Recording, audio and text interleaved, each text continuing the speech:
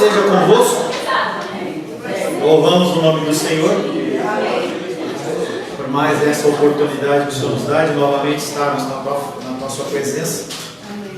Quero orar mais uma vez, pedindo a Deus que Deus nos abençoe, fale conosco, nos dê direção, em nome de Jesus. Estamos tratando sobre o tema da teologia da alegria. Falamos antes do intervalo quem planejou o assassinato de Cristo. Quero convidar você a abrir Isaías 53.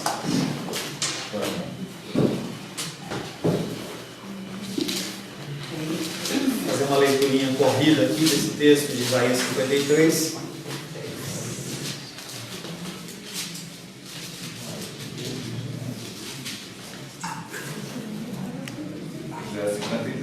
Isaías 53 diz assim: quem creu em nossa pregação e a quem foi revelado o braço do Senhor? Porque foi subindo como renovo perante ele, como raiz de uma terra seca, não tinha aparência nem formosura. Estou falando de Cristo. Olhamos-lo, mas nenhuma beleza havia que nos agradasse. E aí está falando especificamente do texto em que ele está sendo açoitado. Era desprezado e o mais rejeitado entre os homens, homem de dores e que sabe o que é padecer. E como um de quem os homens escondem o rosto era desprezado e dele não fizemos caso. Certamente ele tomou sobre si as nossas enfermidades e as nossas dores levou sobre si.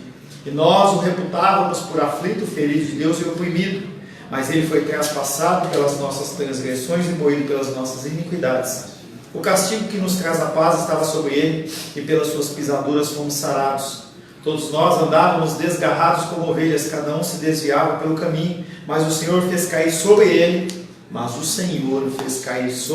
a iniquidade de nós todos. Ele foi oprimido e humilhado, mas não abriu a boca, mas como cordeiro foi levado ao matadouro, e como ovelha muda perante os seus tosqueadores, ele não abriu a boca. Por juízo opressor foi arrebatado, e de sua linhagem quem dela cogitou? Porquanto foi cortado da terra dos viventes, por causa da transgressão do meu povo foi ele ferido. Designaram-lhe a sepultura com os perversos, mas com o rico esteve na sua morte, posto que nunca fez injustiça, nem dolo algum se achou em sua boca. Todavia, ao Senhor agradou moê-lo, fazendo-o enfermar. Quando der ele a sua alma como oferta pelo pecado, verá a sua posteridade, e prolongará os seus dias, e a vontade do Senhor prosperará nas suas mãos. Ele verá o fruto do penoso trabalho de sua alma, e ficará satisfeito o meu servo justo, com o seu conhecimento justificará muitos, porque a iniquidade deles levará sobre si. Por isso, eu lhe darei muitos como a sua parte, e com os poderosos repartirá ele o despojo, porquanto derramou sua alma na morte, e foi contado com os transgressores. Contudo, levou sobre si o pecado de muitos, e pelos transgressores intercedeu. Esse capítulo de Isaías 53, ele é especificamente falando do Senhor, e também falando do meu caminhar e do seu caminhar. Cristianismo é isso. Ele não sofreu e passou por isso para que você ficasse de boa. Pelo contrário, ele mostra o caminho que nós temos que seguir. Não necessariamente uma morte e uma vida fisicamente como essa, mas que é possível de. Então, quando nós lemos os relatos da igreja perseguida, a gente vê que pessoas estão vivendo isso, tendo seus entes queridos falecidos, mortos, assassinados, tendo membros cortados, e nós temos visto isso com muita clareza. Aprove a Deus nos colocar aqui, talvez por nós sermos mais mole do que o povo que está nas igrejas perseguidas, mas a nós nos é dado a oportunidade e a capacidade de orar e interceder por essas pessoas. Por isso que eu trago novamente à tona e digo: toma vergonha na sua cara e participa do culto de oração de quarta-feira, das 20 às 21. Essa quarta-feira não oramos, por quê? Só estava eu e a Melise. E aí eu fico aguardando as pessoas entrar, e as pessoas não respondem, não falam, e eu fico querendo entender se pessoas ao redor do mundo que se dizem cristãos estão vivendo isso, e nos é dada a oportunidade de nós podermos pelo menos orar, por que nós não oramos? Pastor, quando você fala essa questão de a gente mais mole, mas assim, você me corrija se eu estiver errado, que lá em Romanos, acho que fala, todos pecaram e carecem da glória de Deus. Então, vamos, todos seres humanos. Mas será que Deus não colocou, como você falou, que Deus dá a cada um a graça que é necessária para as suas lutas? Então, Deus nos colocou aqui com propósito e colocou eles lá. Mas, se fosse o desígnio de Deus, Ele poderia ter nos colocado lá e eles aqui. Sem problema nenhum. Quem planejou o assassinato de Cristo, e agora Deus muda a situação como lhe apraz. E aí nós vamos tocar em mais uma coisa que é nevrálgica dentro do cristianismo. Nós já trabalhamos há mais de 2 anos atrás o tema de a nossa oração muda o coração de Deus. Será que o meu muito orar faz com que Deus ele mude o seu jeito de agir, os seus planos? E a resposta é não. A resposta é não. Quando nós meditamos, nós citamos, por exemplo, o caso do rei Ezequias, em que ele ora e Deus manda o profeta voltar, e aquilo ali, Deus não está mudando o coração, e nós trabalhamos o conceito da vontade diretiva e permissiva, que não é o foco da nossa aula, nosso encontro de hoje, tá? Mas ele muda a situação como lhe apraz, ele faz o que ele quer. De modo semelhante, quando chegamos ao fim do Novo Testamento e da história de Apocalipse de João, encontramos Deus no controle completo de todos os reis maus que fazem a guerra. Apocalipse é um livro que não pode ser lido de uma maneira corrida.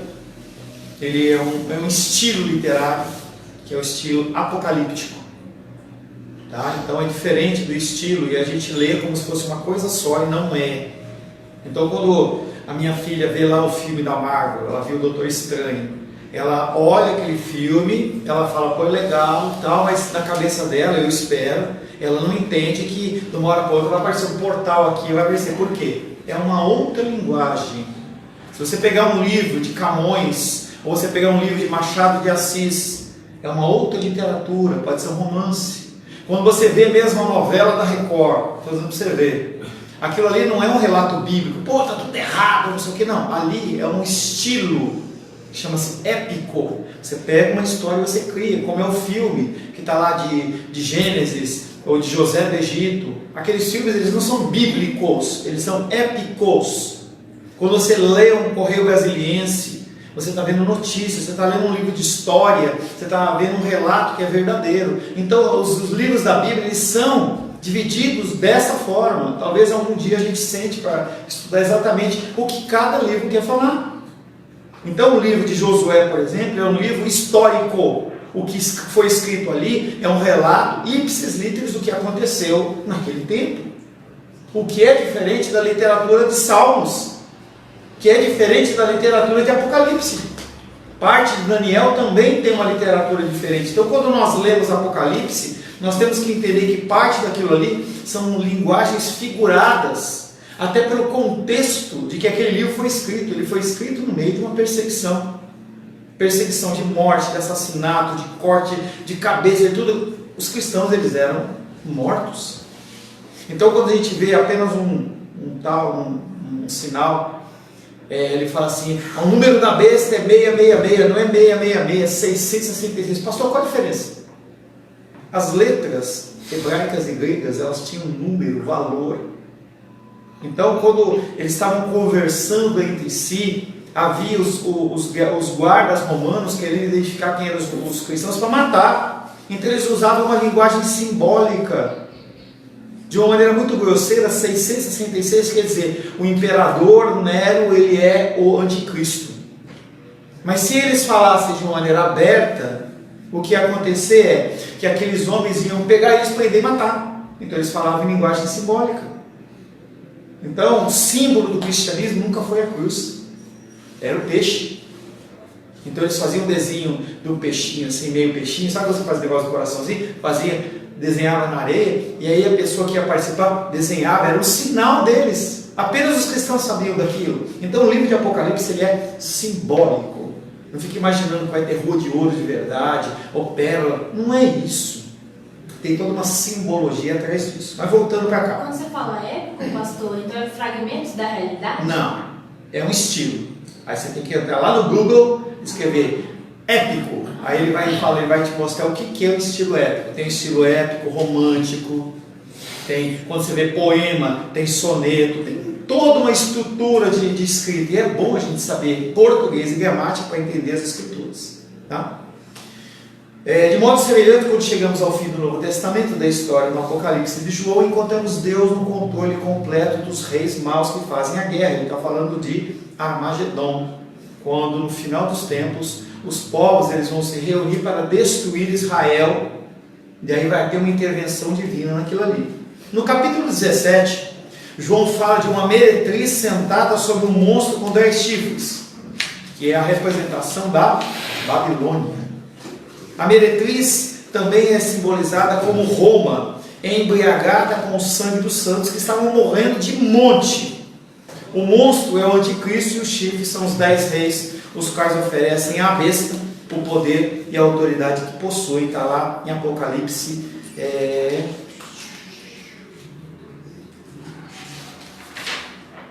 Apocalipse 17, versos 13 e 14. Abre aí Apocalipse, vamos ler.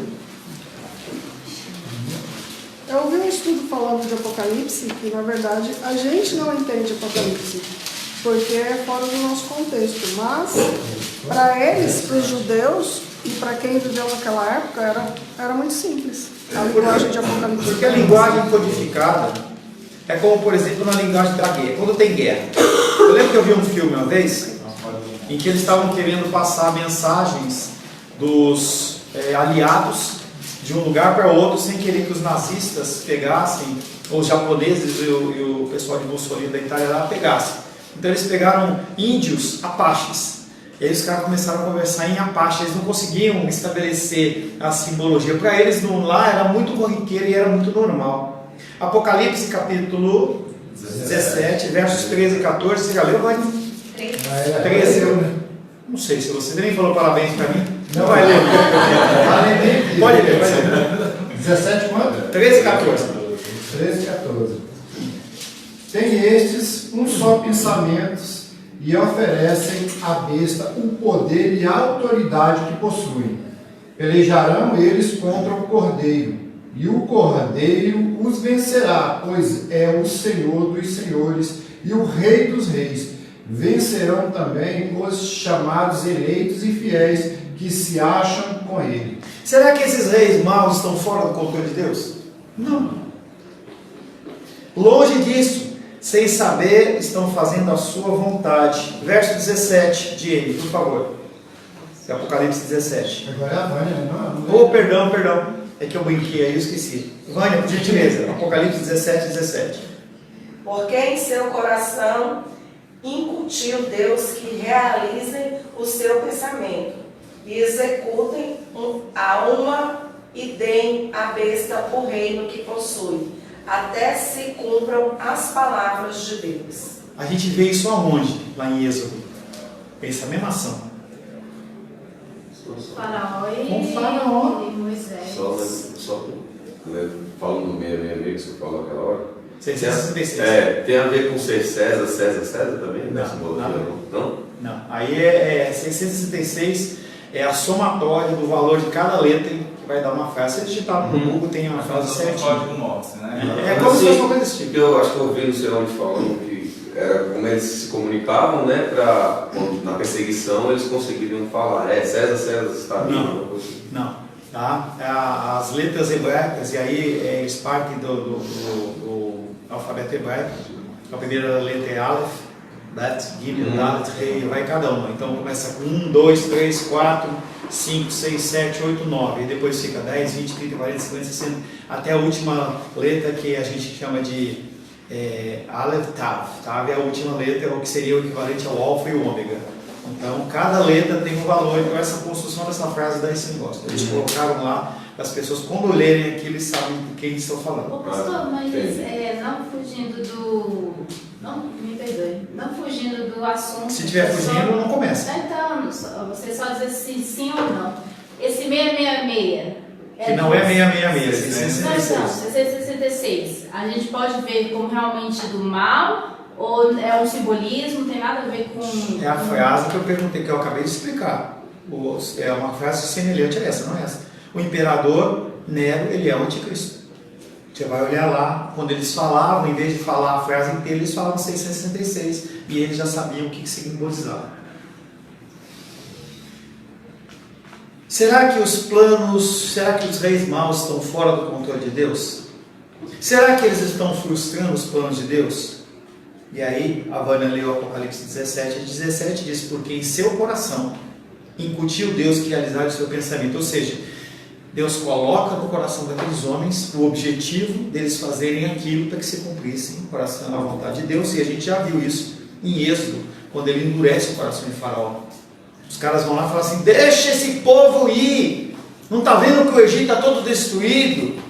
Pode ir. Ah, não pode. Não pode. E vai, e vai, e vai. E ele amolece, deixa depois da última praga, que era o deus Osíris, que é o deus da morte, em que ele mata os primogênitos. E aí está todo mundo lá mais ou menos tranquilo, claro que não, né? Havia todo aquele peso, né? Porque eles tinham perdido o primogênito. De uma hora para outra, o cara, não, o que a gente fez? Deus amolece o coração dele para que ele possa ir atrás dos caras e seguir segundo o seu próprio coração. Então, a gente vê a ação de Deus. Em Apocalipse é a mesma coisa. Ninguém na terra pode escapar ao controle soberano de Deus. Ninguém na terra pode escapar ao controle soberano de Deus. De Provérbios 21:1.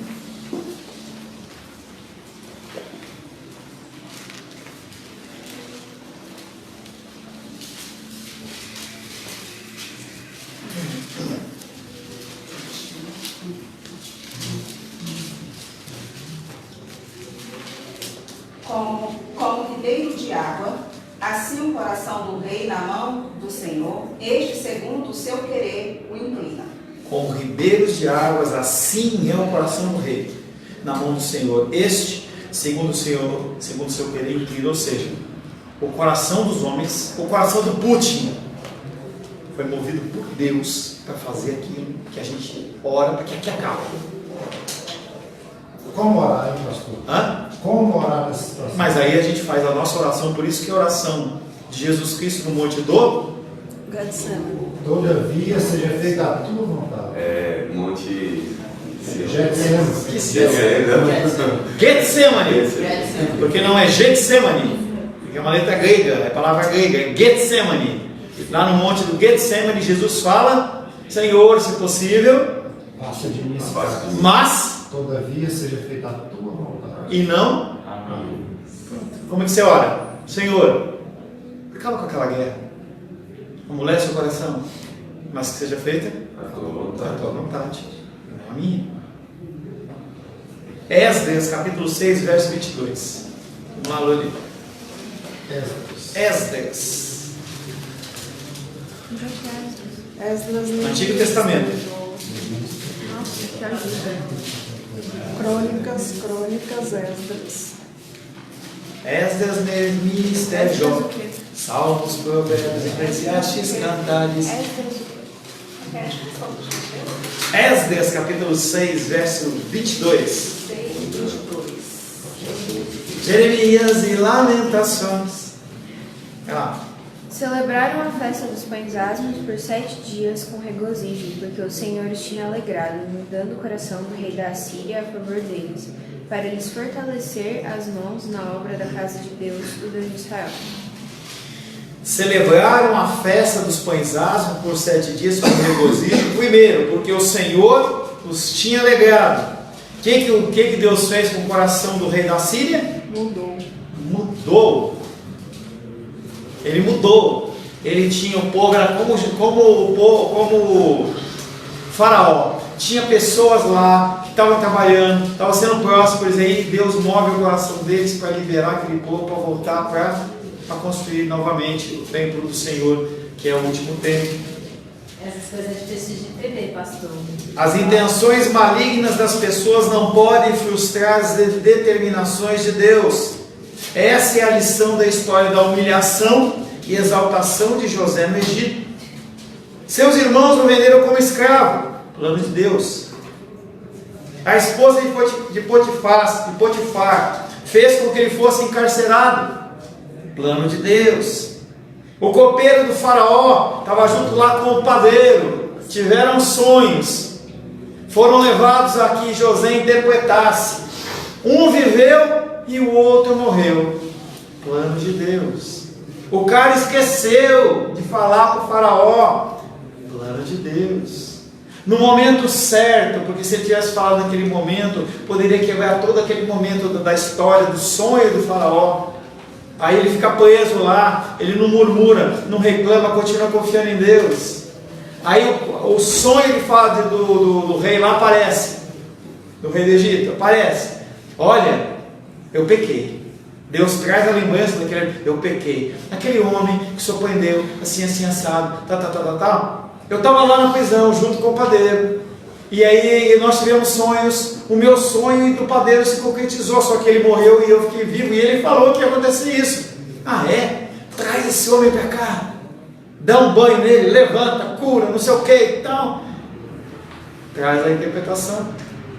O povo estava morrendo de fome lá por causa da fome. Propósito de Deus. Traz o povo para lá. Propósito. Por que tudo isso? Porque lá em Abraão, se você lá atrás, ele promete ao teu povo, meu povo, os descendentes de você vão ficar presos lá na terra estranha por 400 anos. Ele já estava profetizando ali que aquilo ia acontecer. Então, Tudo isso é o propósito de Deus. Tudo para cumprimento das Escrituras. Tudo para cumprimento das Escrituras. E a palavra de Deus fala assim, e isso acontece para que você cumpra as Escrituras. E você acha que você está fora disso? Livro de Atos dos Apóstolos, ele continua sendo escrito por você. Não está relatado com pena e tinta. Olha que bonito agora, hein? Pena e tinta. Acho que o apóstolo Paulo faz. Não vou falar mais com vocês a respeito de pena e tinta. Não, mas é feito através do sangue do Cordeiro. No relato de cada um está escrito lá. Quanta lambada a gente vai tomar quando estiver lá, imagina? Ixi. Vamos lá.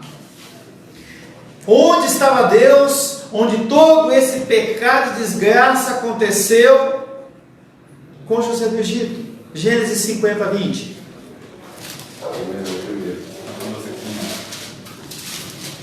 Esse eu consigo achar. Esse eu deixo para minha esposa.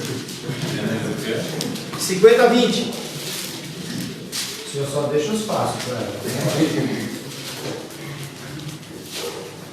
Vós, na verdade, intentaste o mal contra mim, porém Deus o tornou em bem, para fazer, como vedes agora, que se conserve muita gente em vida. Então a ação ali foi uma ação toda ela coordenada por Deus. Ele diz aos seus irmãos, vocês intentaram o mal, porém Deus tornou o mal em bem. A desobediência teimosa do coração das pessoas não leva ao fracasso dos planos de Deus, mas à sua concretização. Nós temos alguma gerência na nossa vida, mas aí Deus vai torcendo assim, ó. Ah, não quer? Tá, vamos lá. Vamos ver quem ganha? Vamos ver? Não tem. Para isso não tem não. Misericórdia ele não permitir, ele permite. Ele vai dobrando você. Ah, não quer? Tá bom, vamos apertar? Vamos esquentar um pouquinho mais a chaleira aí, a panela de pressão? Mas é assim, ele tem todo o tempo dele. Até que chega um momento que ele não basta. E eu já falei para vocês. As situações elas ocorrem na nossa vida quando a gente menos espera. Aí parece que a coisa aconteceu do nada. Não, Deus ele já está trabalhando aquela coisa para que aquele fato, naquele momento, ocorra para que haja mudança, que haja transformação. A desobediência teimosa do coração das pessoas não leva ao fracasso dos planos de Deus, mas à sua concretização. Romanos capítulo 11, versos 25 e 26. Cara, não decorei seu nome ainda. Como é que era? Fala mais uma vez. Ernilton. Hã? Ernilton. Ernilton. Isso. Romanos capítulo 11, verso 25 e 26.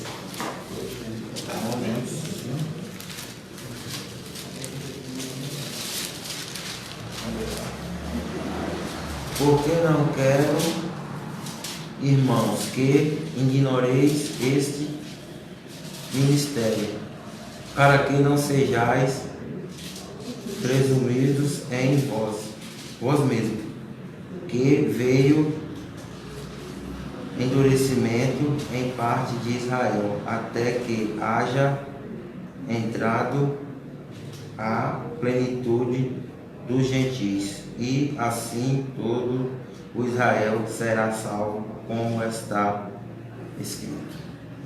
Veio endurecimento a parte a Israel até que haja entrada a plenitude dos gentios. O que ele está falando aí? Quem que endureceu o coração do povo de Israel para não aceitar Jesus? Deus. Para quê? Para que nós fôssemos. Para que tivesse uma portinha e a gente pudesse... Para nós passar. Senão acabava ali. Se o povo de Israel tivesse aceitado Jesus como Salvador, tivessem glorificado Ele como Messias, acabou ali. Tinha finalizado. E aí a gente ia para onde? Para o inferno. Ele endurece o coração daquele povo com um plano dele, para que eu e você pudéssemos ser salvos. Aleluia. Qual pastor? Tipo, aqui ó, 1 Pedro 4,12 fala: amados, não estranhei o fogo ardente que surge no meio de vós, destinado a provar-vos, como se alguma coisa extraordinária vos estivesse acontecendo. Pelo contrário, alegrai-vos na medida em que sois co-participantes dos sofrimentos de Cristo, para que também na revelação de sua glória vos alegreis exultando. Quem governa a ida e a vinda dessa dureza de coração? De modo que tem o limite estabelecido e na hora prevista dê lugar à salvação garantida a todo Israel. Quem faz todas as coisas é Deus. É a soberania dele. Romanos 11:31.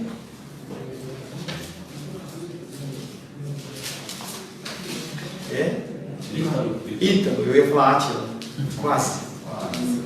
Assim também estes, agora, foram desobedientes, para que, igualmente, eles alcancem misericórdia, à vista da que vos foi concedido.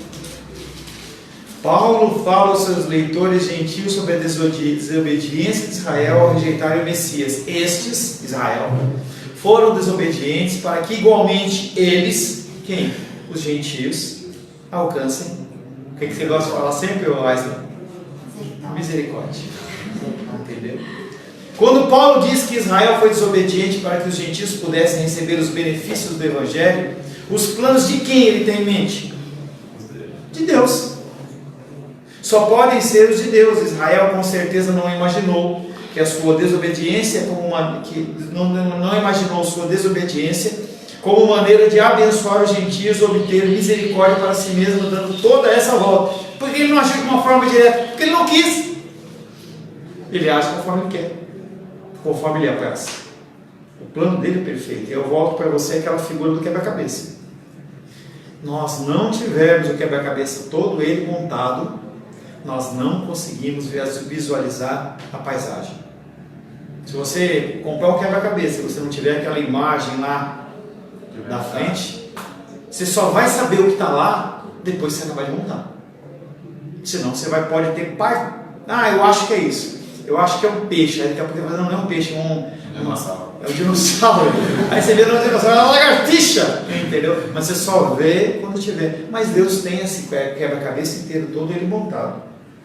Quando Paulo diz que Israel foi desobediente para que os gentios pudessem receber os benefícios do Evangelho, os planos de Deus é os que estão em mente de Paulo. A sua desobediência como maneira de abençoar os gentios ou obter misericórdia para si mesmo, ele faz dando toda essa volta. Romanos 11:31. Por que não quer ler de novo? Não. Assim também. Espera aí, deixa eu achar aqui, que eu fechei. Espera aí. Romanos 11:31, vai lá. Assim também estes, agora, foram desobedientes, para que, igualmente, eles alcancem misericórdia, à vista do que foi feito concedido. Então vamos lá, de novo. A gente já leu isso aí, Moisés. Vamos lá, só Moisés, hein? Assim também esses. Esses quem, Moisés?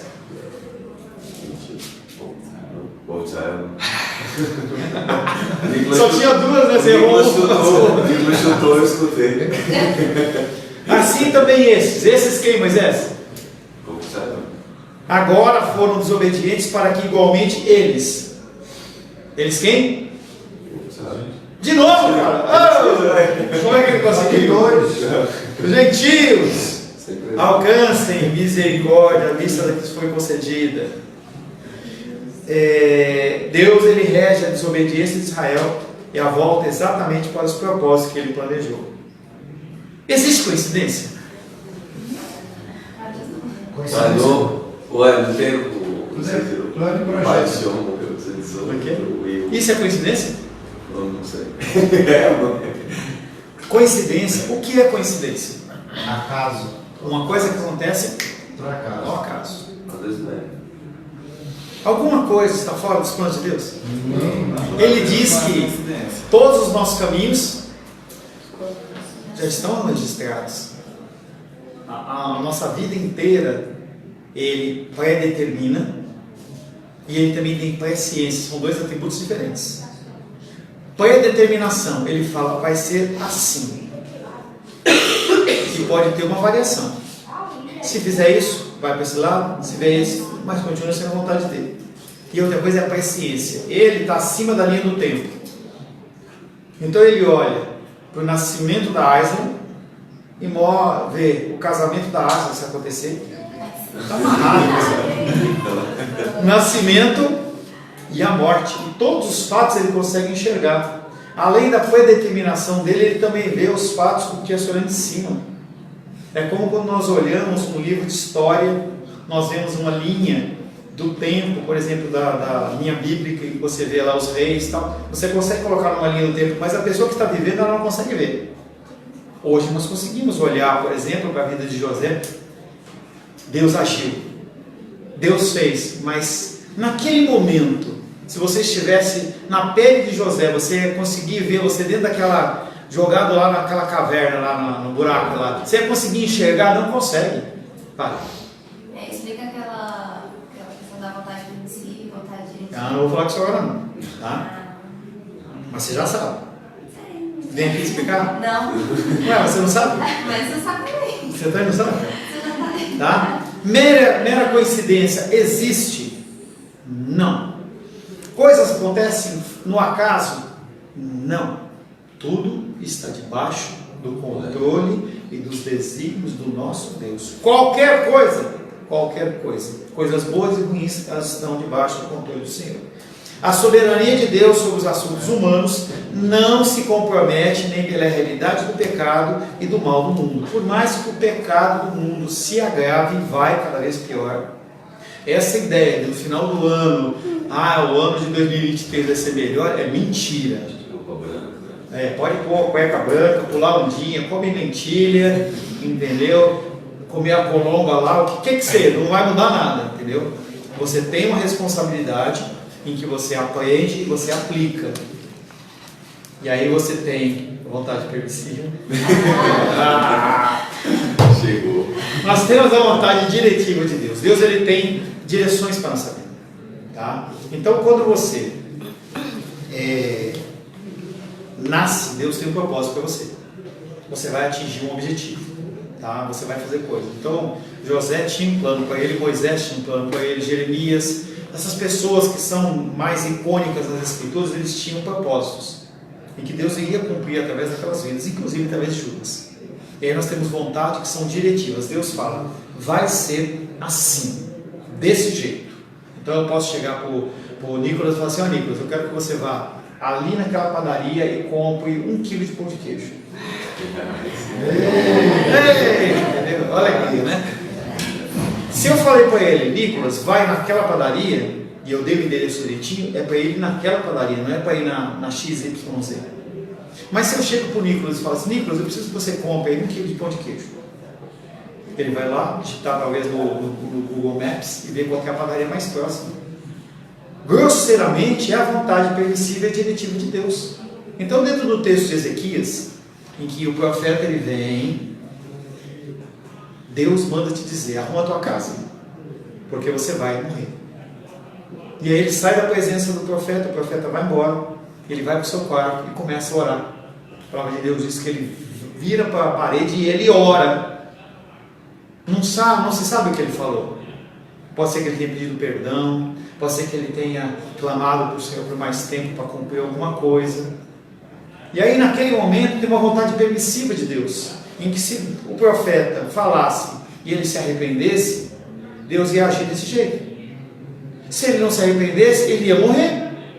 As duas são vontades de Deus, mas são vontade permissiva. Então, temos orado por você, Moisés. Vamos lá. Moisés encontrar uma varoa valorosa, entendeu? Entendeu? E aí, podem aparecer 2 ou 3 moças, entendeu? Que são cristãs, são tementes a Deus, que, sei lá, preenchem os critérios, digamos assim, para cumprir o propósito de Deus. Então, seja A, B ou C, vai ser a vontade permissiva do Senhor. Mas nunca vai ter uma mulher na vida dele que ele vá se concretizar o casamento para que não cumpra o propósito de Deus. É a vontade permissiva do Senhor, é a vontade diretiva do Senhor. Então nós temos esse tipo de gerência na nossa vida, que qualquer dia a gente vai trabalhar o contexto da livre-arbítrio e da livre-agência, que são conceitos bíblicos, tá? Que não estão especificamente falados, mas que não livre-arbítrio, tá? Que o livre-agência aparece o conceito da nossa capacidade de escolher e falar, mas sempre sob a regência de Deus.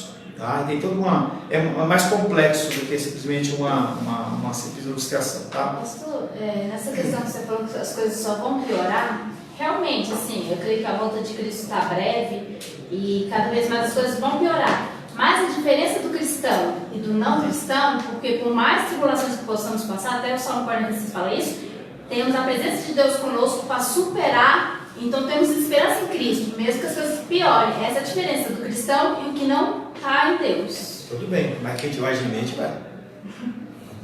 A soberania de Deus sobre os assuntos humanos não se compromete nem pela realidade do pecado, nem do mal do mundo, independente do que o homem planeje de fazer mal neste mundo.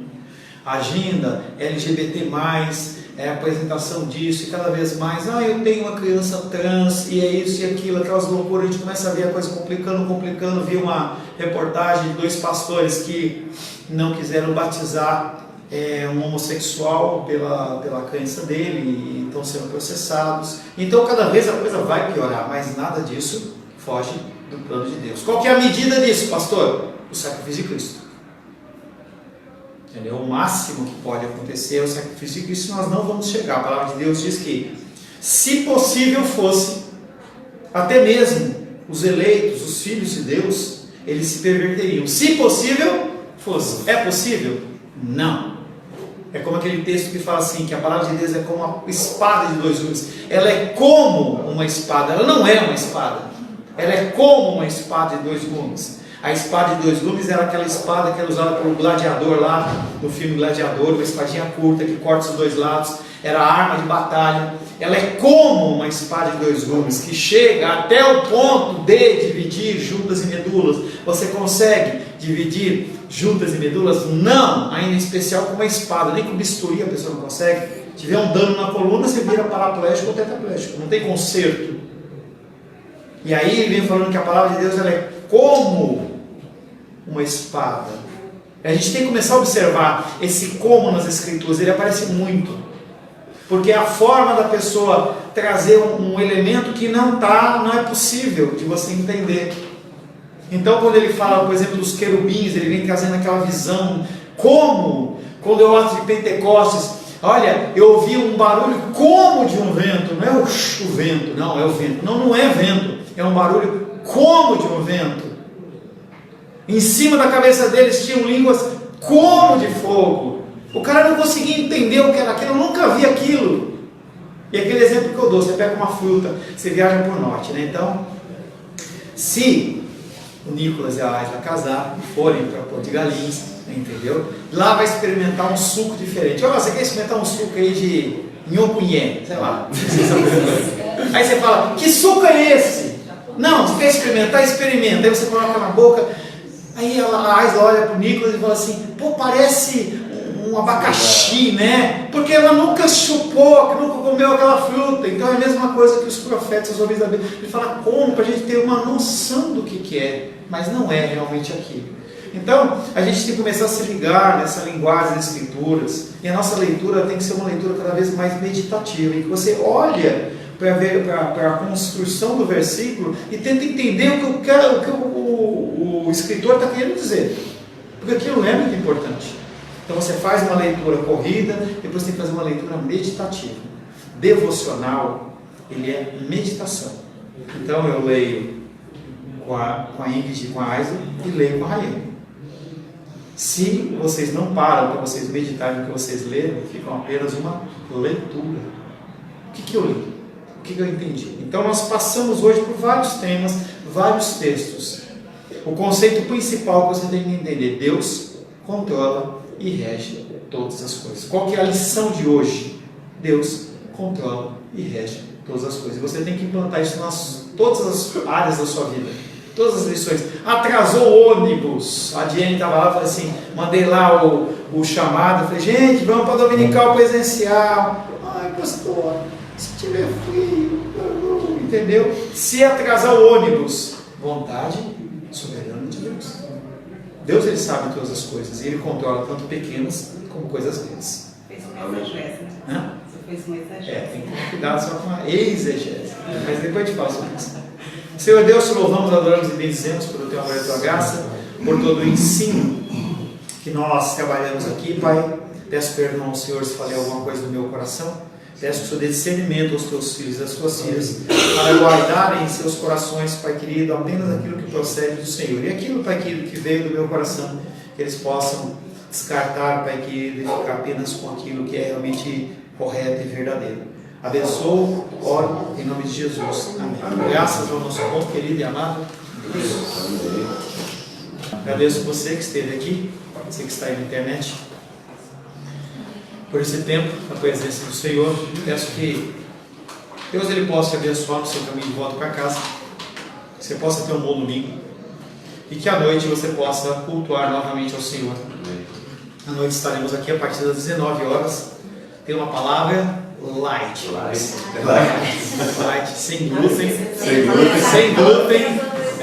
lactose, entendeu? Sem açúcar, nada, entendeu? Muito temperada, entendeu? Gostinho, gosto de fazer assim, que delícia, entendeu? Espero você, amém? Que o amor de Deus Pai, que a graça salvadora de Jesus Cristo e a consolação do doce Espírito Santo seja sobre a nossa vida hoje e sempre, amém. Que Deus nos abençoe.